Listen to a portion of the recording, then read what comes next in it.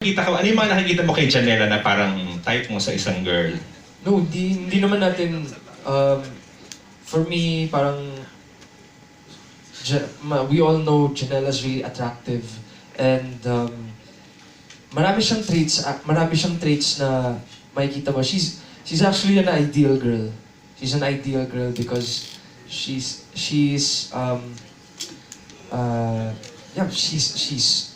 very beautiful. She's charismatic, talented, and she loves her family. So she's like a girl next door type. Wow. Oh, so siya nasagot niya yung ano, 'di ba? Wala siyang ano ngayon, unattached siya. Ikaw ba mo, ano sasagot mo sa ganung tanong? Meron ka bang red string ngayon or wala? Ito ba suot ko yung register? Hindi yan, yung totoong buhay. Ha? Ano sa ano? Oo, pag tinanong ka nun, anong sasagot mo? What? Meron ba? Meron. Oo. Are you in a relationship? Oh, yeah. Ah, okay. O, yun lang gusto marinig ni Tito Roldan. O, tapos, ito na mo, ano, how do you feel now? Honestly, ngayon nandito ka na sa ABS, bagong mundo sa'yo, bagong team yung ka-work mo. Paano bang feeling mo ba para ka nagsisimula ulit ngayon sa career mo? Yes, I always say this, I'm very lucky, I'm very happy to be in ABS and to have what I have right now. And right now, to be honest, I'm super excited but at the same time nervous sa kung anong mangyayari sa Born For You and what people will expect of it. Pero I believe in what me and Janela can offer, and when the show starts, I hope na makita niyo yun, kung ano yung mapapakita namin.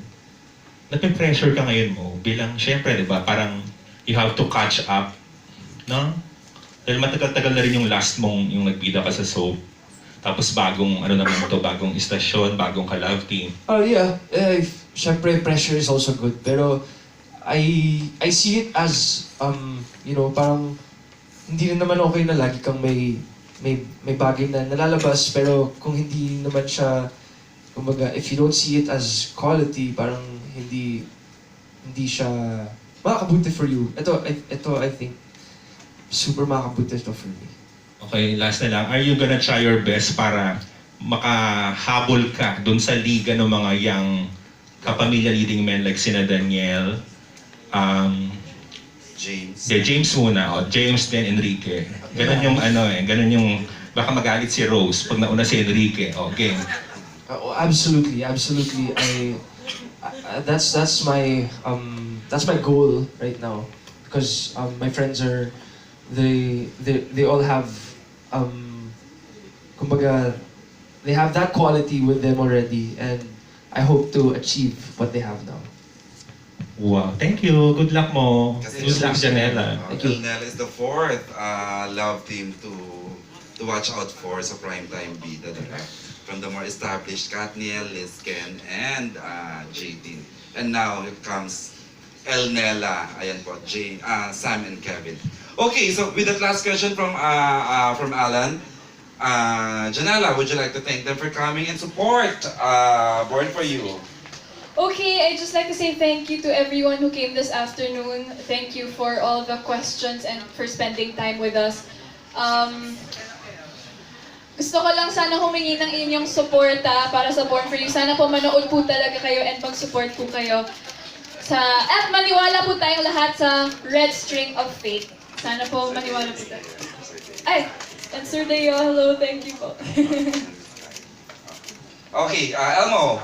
Yes, I want to say thank you ulit sa lahat ng pumunta, and sana po lahat kayo masuportahan ninyo ang Born For You, because if you believe in love and if you love music, I think you will love Born For You. Yes, that's it. Thank you to everyone who came here. Thank you to Studio, thank you to Dreamscape, thank you to our whole team who is really working hard for our show. And pag nakita niyo po siya, makikita niyo po yun talaga yung hard work na ginagawa namin for it. Okay, thank you so much from Dreamscape, Born for You, June 20th na po sa Primetime Bida. Thank you for coming. Enjoy the rest of the afternoon. Ayan po, Janelle and Elmo. Ayan po, they're free to have parang junket po sa mga